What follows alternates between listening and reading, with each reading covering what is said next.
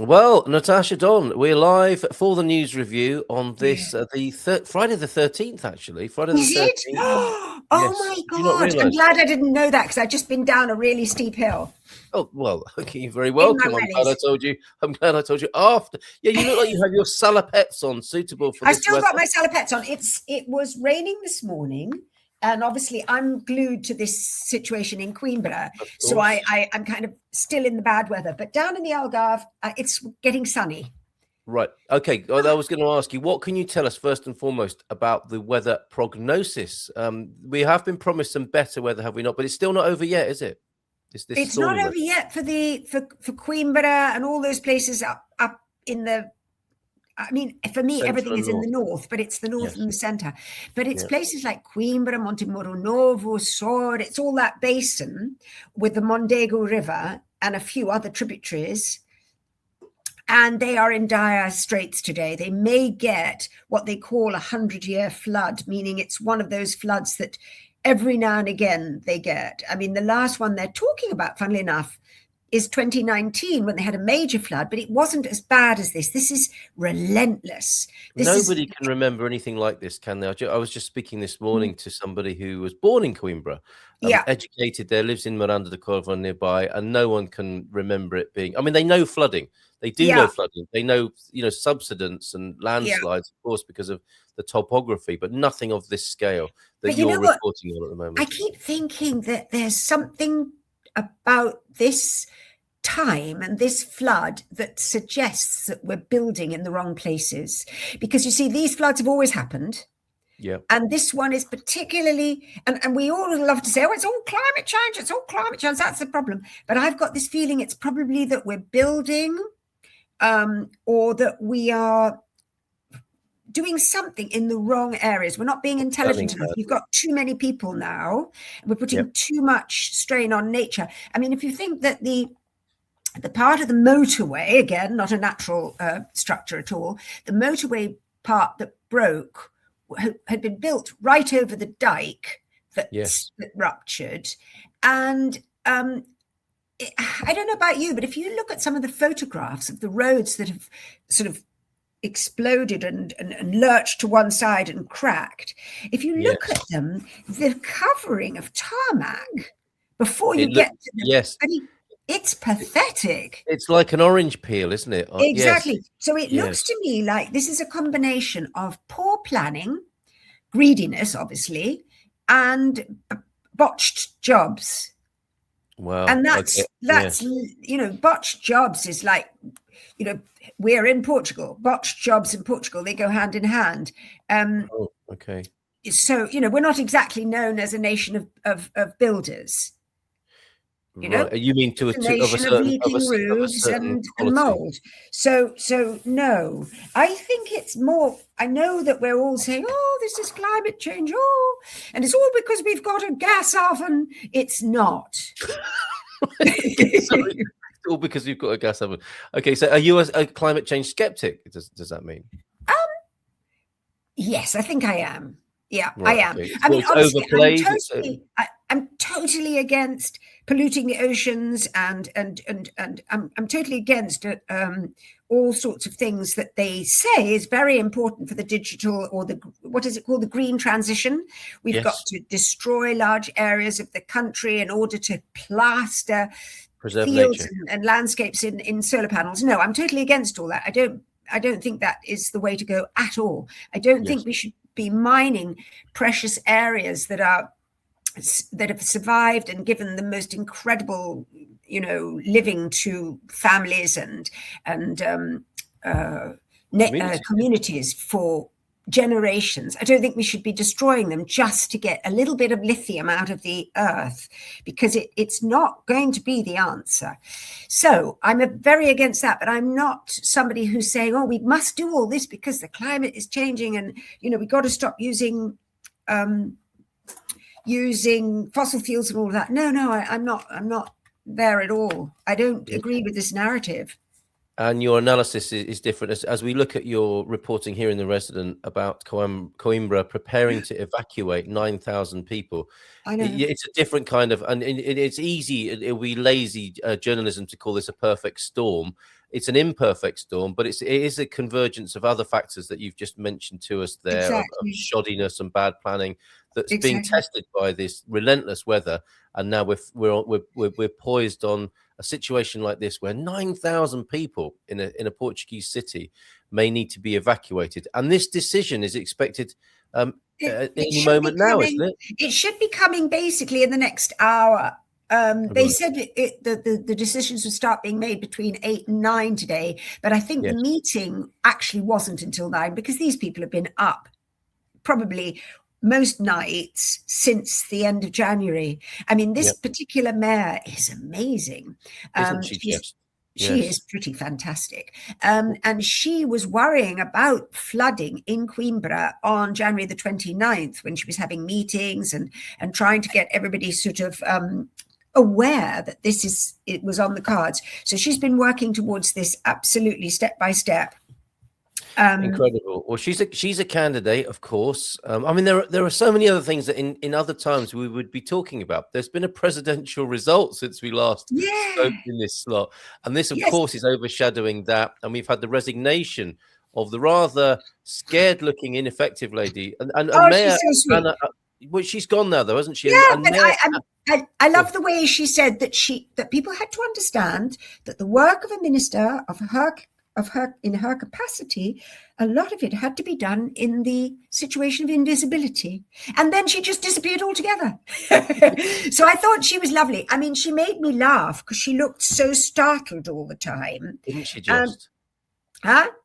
She absolutely did. It didn't breed confidence. You know, you want a minister to turn up who's rolling their sleeves up, don't you, and saying, right, well, you know, let's get stuck in here. What's going on? This is what we need to do. She wasn't that kind of person. Well, she wasn't an aide. She looked like somebody had said to her, you know, you wouldn't mind being Minister of Interior Administration. She was like, oh, and she looked like that for the rest of the time. Never quite recovered from it. However, our lady here, Mayor Anna Abrunhosa, from Coimbra, would be a good candidate for this role, being tried and tested as she is right as we speak. Well, she's already been a Minister of Territorial Cohesion with the Socialists. And she's fantastic. I remember when she was Minister of Territorial Cohesion, she was one of those really rather exceptional socialists that managed to get everyone together rather than piss everyone off. Do you know what I mean? Circular firing squad. She's a really good woman. Right. Okay. Well, she's about to make a decision. Let's talk. So we will return to the presidential result, of course, because I think your prophetic capabilities were proven correct again. Although it was a fairly easy one to call.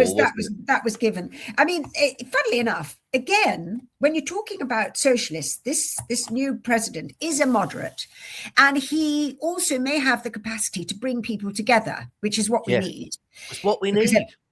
Yeah, we do. And you know what? I keep thinking, wouldn't it be better, rather than having these two rather inadequate traditional parties, the PSD, who are basically running the government, and the PS that aren't, but would like to be because they used to. I think instead of having them always, you know, either one or the other, there are times when it would be good to get the best out of both parties and get them working for the country. There's a radical idea. It's not really. I mean, it's not something that anybody would want. But if I was a moderate president, I think I would be trying to get people, the intelligent ones, because there aren't that many of them, to get the intelligent ones together and say, come on, guys, let's do a bit like the Secretary General of the PS said, let's do it's not a task force. He called it something else, some sort of body that would be there to respond, for instance, in these kind of emergencies. And I think that needs to be a cross-party thing. But instead of having all these, you know, cloth caps shouting and screaming at each other, people, just get the intelligent ones. That would be a true coalition of power. Coalition of the intelligent. Indeed. Okay. Right, we'll come back to Coimbra because it is actually, you know, that's a live story, and you're keeping an eye on that for us as we speak this morning. And let's dwell then on Segura right now. And it was me, I suppose, that was getting a bit worked up about that and thinking this idea that, oh no, it could never happen here, and the upsets we've seen elsewhere in the world, that didn't happen in Portugal. Safety was sought in the figure of Seguro, who is now in his transitionary handover. You mean it didn't happen that Ventura got in? Correct. Well, yes. You know what? To be honest, he didn't want to be president. No, that's right. He wants to be prime minister. Secondly, he's so he's criticizing that. He would be chaotic, and he knows that. Everyone knows that. He'd be chaotic as a president. He's good to have in Parliament because he does say some very relevant things. But he also says some very silly things. So, you know, we don't need on top of everything else, a country that's falling apart, roads that are buckling, bad planning. We don't need a president that really doesn't know what he's going to say from one minute to the next. Yes, except just be angry all the time and causing other people to be angry. That's not what we're looking for in this role that this gentleman here is going into, and the transition has begun. It's a steady process where it's not like one in, one out with their cardboard boxes. This is Marcelo will be in an ongoing relationship to transition into this role smoothly. Antonio José Seguro, an absolutely resounding win, the most votes ever, I think. Right? Yeah, incredible. When you think that people were up against it with the weather and everything else, you'd have thought that there would have been, you know, normal, quite high abstention, but it was actually relatively low abstention. It was like 50%. But we many times have much more than that. Yes. Now you made mention there of a good, stable pair of hands in this role. I think you're alluding to what the country has coming in the pipeline. We've got to get over this as an emergency, but there is so much to clear up, clean up, and repair. This is something that I'm not aware of anyone talking about. There has been mention of a €4 billion bill to clean things up. No, it wasn't quite like that. What it was that the Prime Minister said about a week ago that the damages up till now, he reckoned, had got to 4 billion. But that doesn't mean that they're still there. They might be much more, particularly after this thing in Coimbra. But what he did say yesterday, he went to Alcácer, which is still being flooded, poor town. This is the trouble with these floods. They just go on and on and on. And he said that what they're doing, his government is coming up with, is he called it a PTRR, as opposed to a PRR or PRR, which was the Plan for Recovery and Resilience. This government is going to come up with a PT, Portuguese Recovery and Resilience Plan. So it's going to be, I think it's going to be very interesting, because what it has to do is get rid of all those plans of, we're going to be doing this and doing that road and blah, blah, blah, new things. They've just got to go back and fix things. It's going to be a completely different outlook, because I think a lot of projects that have been announced won't go forwards certainly in this legislature,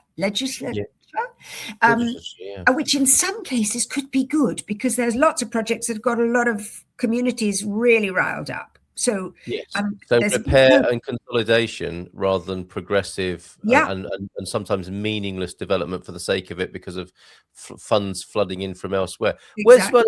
Where's the money coming from, Natasha? It's coming. They're going to I think I heard the Minister of Environment say they're going to go back, look at the various funds they've got: cohesion, environmental, and PRR. They're going to look at those three funds, see what's left, and kind of calibrate and say, okay, we're not going to do this, but we're going to do that. We're not going to, and so they're going to use the money in that way. I guess there'll be other ways of doing it, and they might. I have no idea. To be honest, it's not the sort of thing that I would even. These are unimaginable sums, aren't they? I'm sure even the people who pretend to know what they're talking about don't really know. Whether you're dealing with this sort of scale. I'm always getting millions and billions mixed up, and there's a huge difference between them. Hell yes, for sure. Yeah. Well, okay, we shall see on that. On a similar note, we can have a look at the Portugal's. I know we have to be introspective at the moment. We have to deal with the emergency, but some are already beginning to look at how the global perception might be affected with what's going on. Minister here, Minister of State and Foreign Affairs, you wrote about him, quizzed at Porto Heltel Congress. Portugal's climate woes won't affect country's image abroad. Do you agree? Oh, what a load of rubbish, he said. Go down. No, but go down. Of course, he's right. Nobody's going to take any notice, but go down to the bottom of the story. Yes. I think the second paragraph to the last, and he says something like, well, of course, if we got over this trouble, which of course we haven't, but if we had, it would show that we were going somewhere. I mean, it was just nothing what he said. It was just waffle. Well, maybe he was caught out. Maybe he wasn't expecting to be talking about this at the particular event. Exactly. He was but no, I mean, obviously, everyone is going to want to go on holiday if they still got the money, if the planes are still flying, if there hasn't been another geopolitical, disaster and missiles aren't flying in every direction. People who come on holiday, they love it. And, we love this culture. We know that people love to come on holiday here. So as far as you're concerned, that won't be affected going forward, notwithstanding other influences, of course, that affect every other country. That's the point, isn't it? And I think and perhaps you could say, in this regard, sometimes Portugal is ahead of the curve, sometimes it's behind it. With this one, in dealing with extreme weather, however it's been caused, we are at the front of this curve, aren't we, for the rest of Europe, in how to deal with devastating weather. And I think the world might be looking at Portugal from that point of view, of the clear up, the cost, and the impact of extreme weather on a country and its economy. Maybe. I don't know, because I mean, remember something like this happened in Spain. Do you remember in Valencia? Was it last year? And then things like this happen in Holland. Do you remember a load of people got swept away in their deck chairs or something? I mean, no, I think it happens everywhere. But in this, I mean, for instance, I speak to my mother nearly every night, because she's 100 years old. She's not 100, she's 90, but she's old. So I always ring her to make sure she's still alive, basically. And like a lot of old people, they do have the news on. Yes. And so she's always talking about the news, but she was surprised. She said, "Oh, I haven't heard anything about Portugal." So it's not like the news of our disasters is not being massively discussed abroad. Well, and the news agenda has so many incoming and fast changing influences, not least it's so cluttered up with other stuff. Yeah, absolutely. So perhaps we won't get a look in on that, and my suggestion it will not come true. That people won't be looking at Portugal except to enjoy a holiday here sometime in the future. That's what we'll have. People think Portugal's a great place for a holiday. It might be a great place to live particularly if you live in America. There's lots of people being lured to Portugal because America's not very nice at the moment. Not what it once was. Okay, I'd have to disagree with Natasha, says Solar Life Portugal here. Look at the last coalition government in the UK. It allowed the stupid to take control with Brexit. You don't have to answer that, but I think you were looking at the best that can come from a coalition rather than the worst, I think was the point there, wasn't it? It's let the best minds. I'm not trying to get the stupid to take control. No, I'm trying a coalition with the intelligent. The thing is that the president, this president that we've got, is highly, he's going to be intelligent. He's a university professor. He's very moderate. He's very measured, and he's also obviously very determined, because he got to being president when the party that he came from didn't even really want to support him. So he's a determined man, although he's very moderate. Yes. Okay. Any news on your TV there about Coimbra? We're looking at this live. No, it's still the same thing. It's still saying it's being prepared for a possible evacuation. So there's been no decision yet.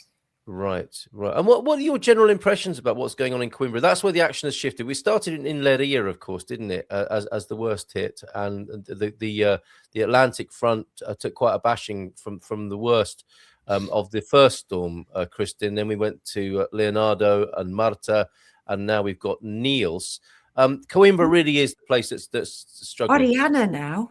Yes, Oriana is the next one, but I think giving us a wide berth, hopefully, and so the better this was Oriana, what we've got now. Okay. I think Niels was a river of rain or something, and he just blew through and almost disappeared the minute he arrived. And Oriana was hitting last night. Okay, with more heavy wind and rain. She's bringing with her a kind of reset. Okay. So we're going to get the Azores anticyclone back in the right place, and that will give us lovely weather, blue skies, and cold. So it's going to be cooler because of less cloud, as you might expect at this time of the year, but some beautiful sunny spells. We're all hoping and praying for such weather, which we really miss right now. Well, I know the birds have got the message already, because when I was out today, I've noticed normally that. when I'm out, the birds are all like under their, they're all a bit like, in the Disney cartoon when it rains, in the Disney films, they're all under their together things, and looking sad. But today they were all singing. They were so happy. So they know something's happening. Good. Okay, let's take the message from the wildlife and the nature. Yes, of the birds there. If we go to Conspiracy Corner now, we can take a look at some reporting from colleague Michael Brujo. Parliament poised to raise social media age limit to 16. This looks like a bit of a sort of copycat move. It is. And I think you said before, haven't you, just Portugal just falls into line with other things that are going around the world. Is that what you see here? Yeah, absolutely. Absolutely. Yeah. It's like, let's quickly do something that makes us look like we're catching up with the rest of the world. Oh, yeah, let's do this. The thing is that the problem with Portugal is it says all these marvelous things. So it said the other day, for instance, there were quite a lot of discussions about children are not allowed to bring mobile phones into school of a certain, I think under the age of 6. Good luck with that. Yes, and I thought, well, how are they going to enforce this? And I think this is the same thing. It'll be social media age limit can be raised, and no one's going to take a ha'porth of notice of it. I can't imagine.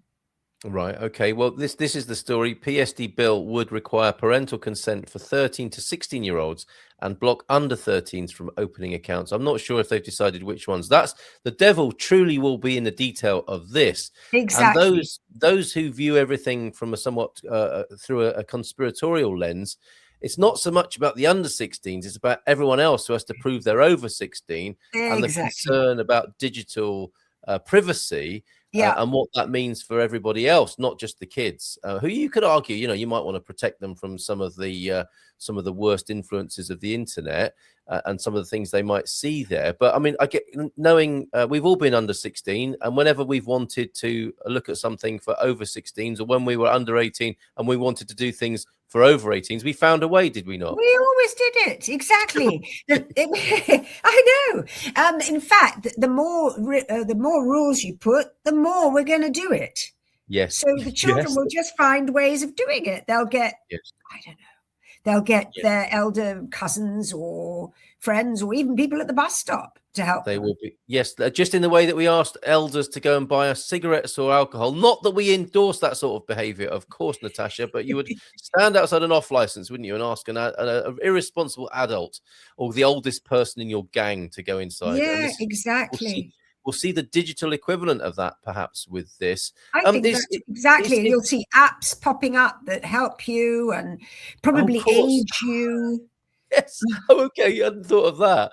What do you think more generally of the Portuguese government and our digital privacy security? Do you think that the government here does enough to make sure we're safe and secure? I mean, they've got all our data anyway. This is a country with ID cards. You have to carry an ID card. It's not exactly a preoccupation for digital freedom here in Portugal, is it necessarily? No, I think the thing about the government is that, I mean, it's not really doing... It's got so much else to do. But I mean, for instance, when it comes to corruption, which is one of the biggest problems of this country, just the other day, there was I think it's called Transparency International. It produces its sort of corruption perceptions index. And we just keep falling further down in the list. Okay. So we got to the worst score we've ever had. And the Ministry of Justice said, obviously this was all based on incorrect data because we're doing so much. And so since then, Transparency International Portugal has said, no, you're not. You're just full of baloney. And that's the thing. I just think that it's all words, and it's just what they call a word salad, Yes, PR.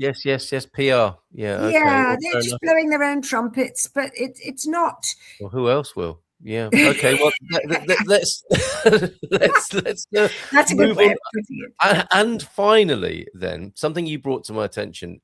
Quite honestly, it seems like weeks ago, but things are moving so fast. You can have a conversation 2 days ago, which does seem like 2 weeks ago. Yeah. You thought it was a bit curious, did you not, that the armed forces held their own press conference? I found that so weird. It was just a really weird evening where the armed forces held a press conference, which is something that the commentators said they had never done before. And on the same day, the former admiral who didn't make it to being president, sour grapes, Enrico Viemel, he wrote a blistering critique of the government's handling of the climate emergency that we're going through at the moment, and of the minister that's since she resigned on the same day of his article. Yeah. And I was just thinking, where is this going and what is this all about? The military were obviously trying to say exactly why it was that they had only been brought in dribs and drabs at the very beginning of Storm Kristin.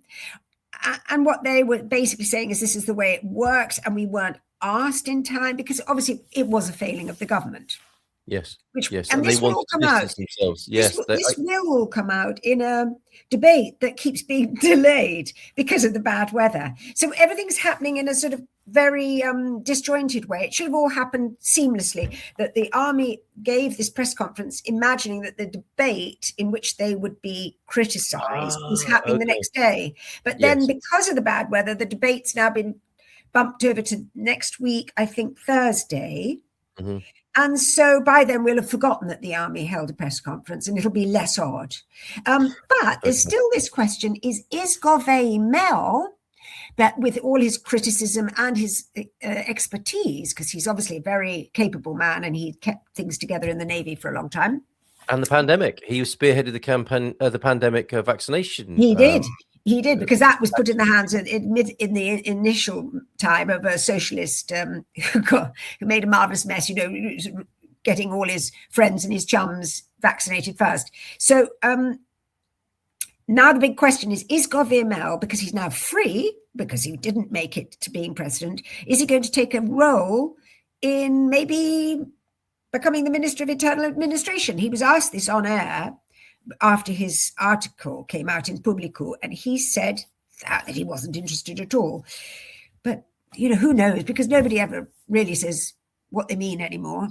In politics, certainly, yes. I guess politics, yes. You're just sort of venturing an idea just to see, like, it's a plume of smoke, isn't it, to see what happens on the horizon, see how people respond so to it. That's the sort of next interesting thing. But I think the really...